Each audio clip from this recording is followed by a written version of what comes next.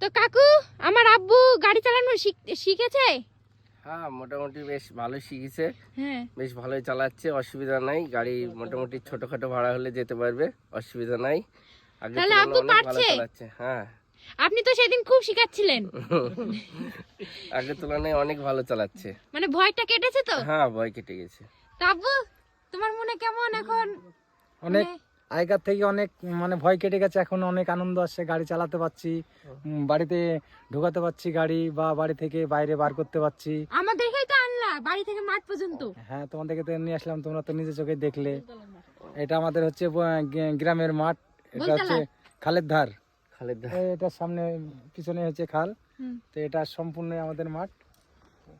মাঠটা দেখাও, খুব সুন্দর মাঠ। এখন এই যে আমাদের মাঠ, এটা হচ্ছে পাশেই ধনেপাতা ভুই জমি। এটা পেঁয়াজের জমি। তো ঠিক আছে, আমার আব্বুকে আরো ভালো ভালো করে শিখান, হ্যাঁ, যেন আরো অনেক দূরে ভাড়া মারতে পারে, আর আমরা যেন অনেক দূর যেতে পারি ভাড়া মারতে, মানে ঘুরতে যেতে, দীঘা, তারপরে মানে অনেক দূরে দার্জিলিং। দার্জিলিং। ঠিক আছে, হ্যাঁ, ভালোভাবে শিখতে হলে অনেক অনেক দূরে দূরে যাব। অনেক ভালো ভালো জায়গা আপনাদেরকে দেখাবো, অনেক সুন্দর সুন্দর জায়গা, লোকেশন আমরা ঘুরতে যাব। আমাদের ভিডিওর মাধ্যমে আপনারা সব দেখতে পাবেন। তো ঠিক আছে গাইস, ভিডিওটি এই পর্যন্তই করছি, আর আব্বুর গাড়ি চালানোর ভিডিওটাও দেখাচ্ছি, তোমরা অবশ্যই দেখো। তো টাটা।